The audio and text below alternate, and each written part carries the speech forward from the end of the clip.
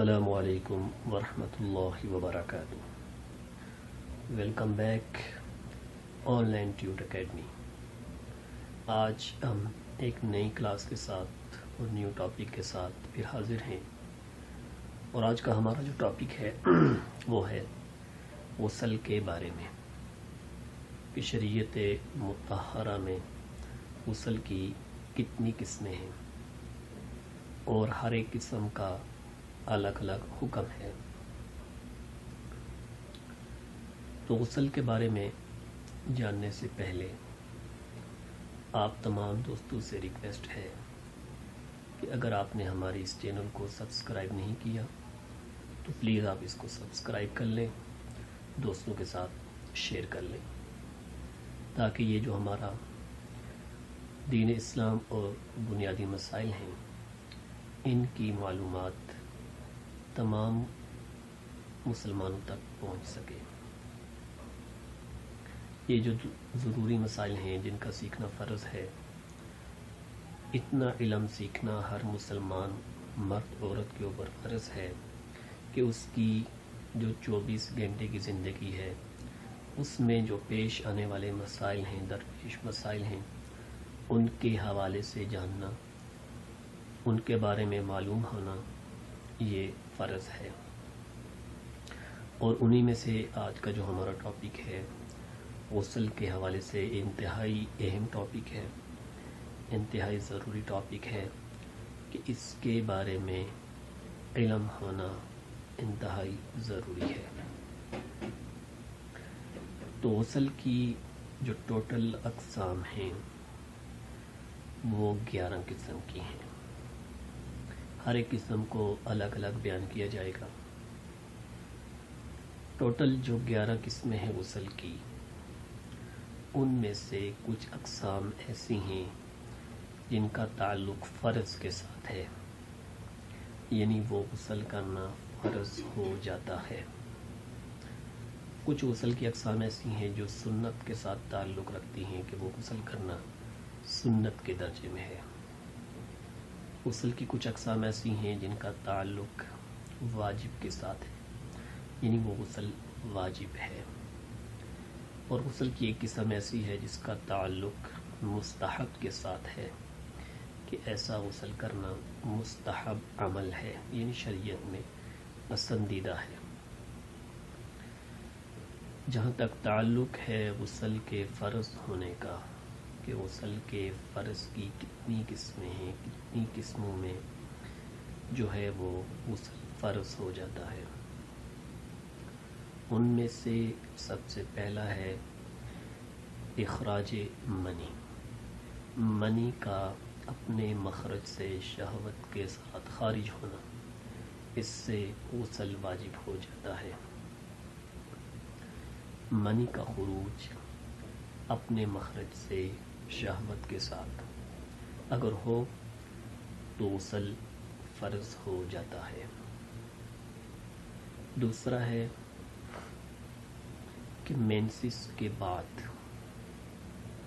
جب وومنس کو مینسس کے بعد جب ان کی بلیڈنگ رک جاتی ہے، ڈیز ان کے کمپلیٹ ہو جاتے ہیں، تو جو مینسس کا پیریڈ ہے اس کے بعد غسل کرنا فرض ہو جاتا ہے۔ تو یہ غسل کی 2 قسمیں ہو جاتی ہیں۔ تیسری قسم ہے نفاس، یعنی چائلڈ برتھ کے بعد، جب ایک عورت کو کوئی بچہ پیدا ہوتا ہے تو اس کے 40 دن تک جو بلیڈنگ ہوتی ہے اس کو نفاس کہتے ہیں شریعت میں، اور اس کے بعد غسل کرنا فرض ہو جاتا ہے۔ تو یہ 3 قسمیں ہوگی۔ پہلی اخراج منی شہوت کے ساتھ، نمبر 2 جو ہے وہ حیض یعنی مینسس کا پیریڈ کمپلیٹ ہونے کے بعد، نمبر 3 نفاس یعنی چائلڈ برتھ کے بعد 40 ڈیز کے بعد غسل کرنا فرض ہو جاتا ہے۔ نمبر 4 پہ آتا ہے التقاء الختانین۔ التقاء الختانین کہتے ہیں کہ میاں بیوی کے مخرج کا، جو ان کے اسپیشل پارٹس ہیں، مخرج کا آپس میں ایسا مل جانا کہ جو مرد کے عضو خاص کا خشبہ ہو وہ اگر چھپ جائے تو اس سے بھی غسل فرض ہو جاتا ہے، انزال ہو یا نہ ہو۔ یہ غسل کی چوتھی قسم ہے کہ میاں بیوی کا التقاء الختان ہے، تو ان کے جو اسپیشل پارٹس ہیں ان کی شرمگاہیں جو ہیں آپس میں مل جائیں۔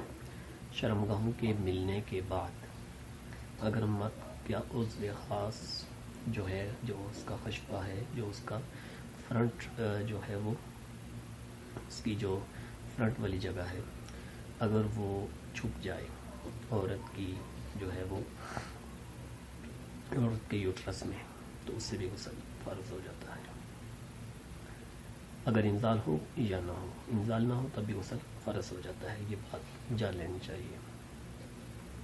نمبر 5 کہ خواب کی حالت میں، مرد ہو یا عورت، خواب کی حالت میں احتلام کا ہونا، یعنی شہوت کے ساتھ منی کا خارج ہونا خواب کی صورت میں، اس سے بھی غسل فرض ہو جاتا ہے۔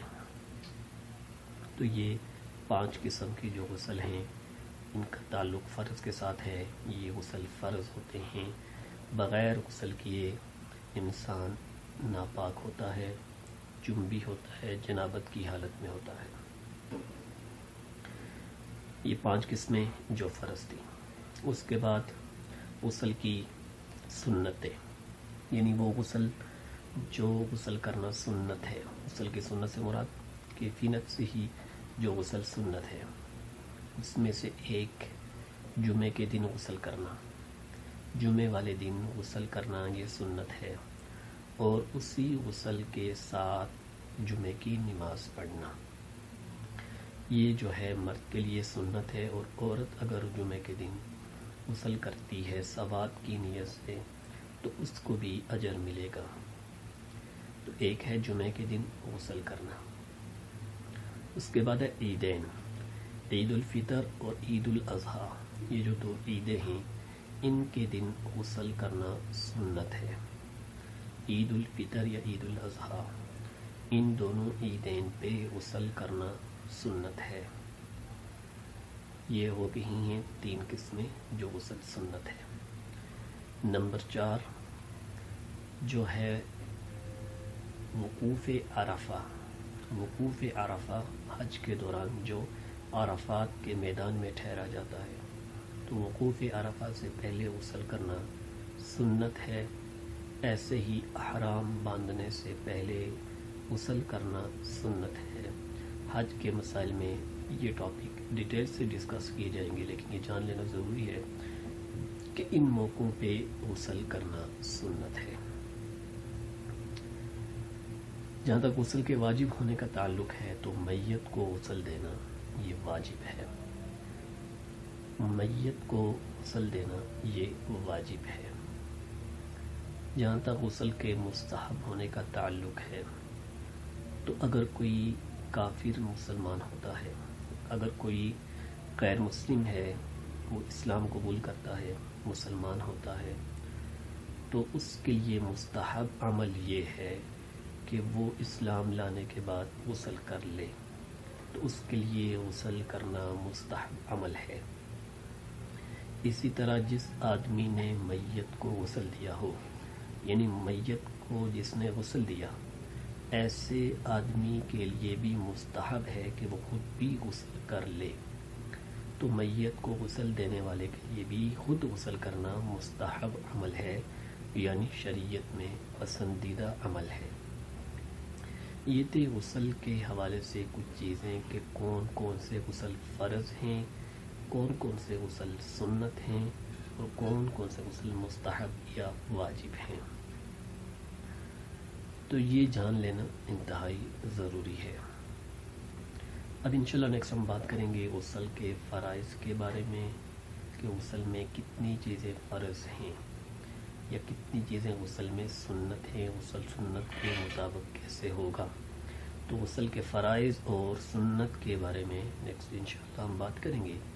تو آج کا ہمارا یہی ٹاپک، ہم اسی کو اختتام کرتے ہیں۔ پھر آپ سے ریکویسٹ ہے کہ اگر آپ نے ہمارے اس چینل کو سبسکرائب نہیں کیا تو اس کو سبسکرائب کریں، دوستوں کے ساتھ شیئر کریں۔ ملتے ہیں نیکسٹ ویڈیو میں نیکسٹ ٹاپک کے ساتھ، مجھے اجازت دیجیے، اللہ حافظ۔